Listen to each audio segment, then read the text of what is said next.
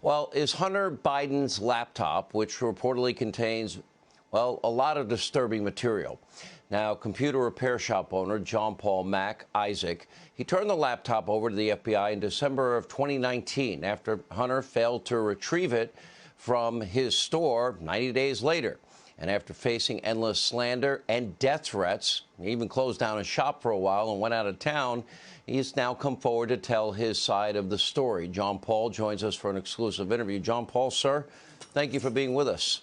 Thank you.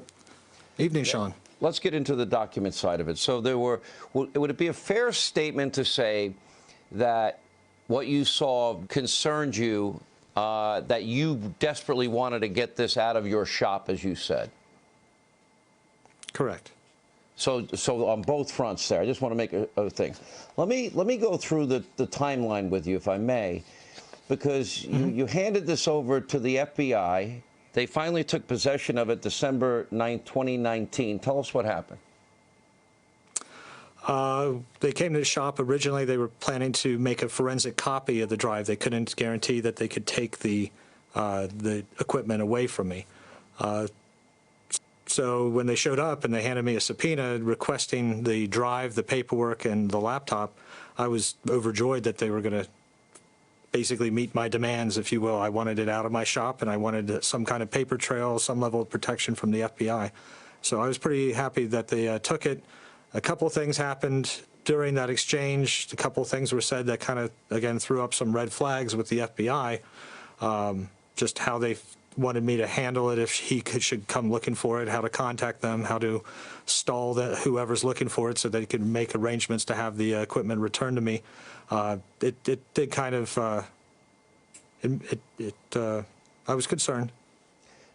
So December 19th, to remind everybody, because impeachment on the issue of Ukraine took place with President Trump in January of 2020. And I guess my question is, what you saw in terms of documents, did that seem relevant to you, to the debate that was explained? Well, I had seen what would, again, I'm not an investigative journalist. It's not my day job when I was fixing Macs, but I saw some pretty compelling documents that definitely showed a pay-for-play scheme going on between Hunter Biden and his business dealings in Ukraine. Joe Biden claimed that he didn't know anything about his son's business dealing. Will the documents that you saw contradict that, incontrovertibly contradict that? Yeah, I think there was a lot of coordination. I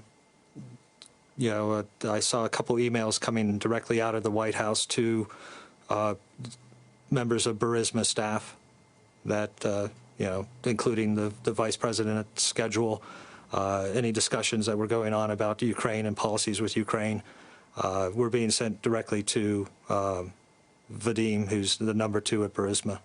Knowing what you know that was on it, knowing that you followed the proper chain of command, knowing that you were glad to finally get it out of your possession, but yet it was the smartest thing you ever did, handing it over for your own benefit and safety, and you wondered, why was it not admitted as evidence at impeachment?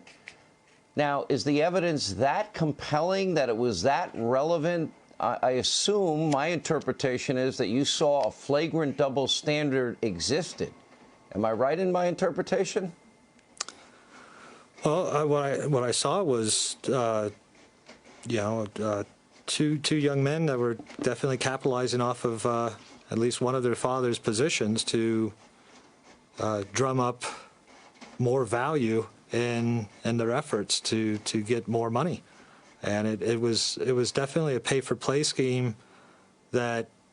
I got my law degree at Rodeo Clown School, so I'm not Brian's better at the legal stuff, but it looked like this would be something that you would want to have a conversation with to another foreign leader about, because this was a lot of money that was exchanging hands, like a lot of money.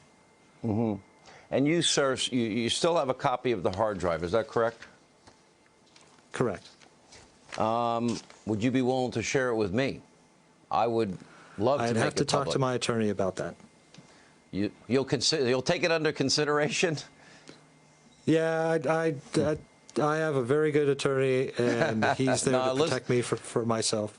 Listen, sir, all I've read about you and all I've heard that you said, you've been put in a horrible position, I argue unfairly so, and you know, you just saw something, you said something. We ask people all the time, see something, say something, and you did, and it should not have happened to you this way. I hope, is your business doing better now? Are you getting harassed less? Are you able to keep the doors open?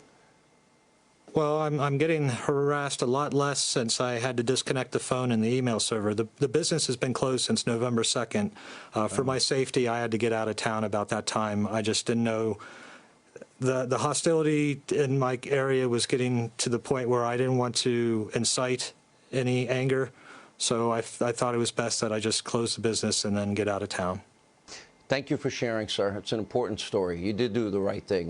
You're, I think, based on everything you said to me and what people have told me they believe is on it, that that what you did is important, honorable, and I hope all the harassment of you stops and you continue, you know, your life hopefully in anonymity and peace. Thank you, sir.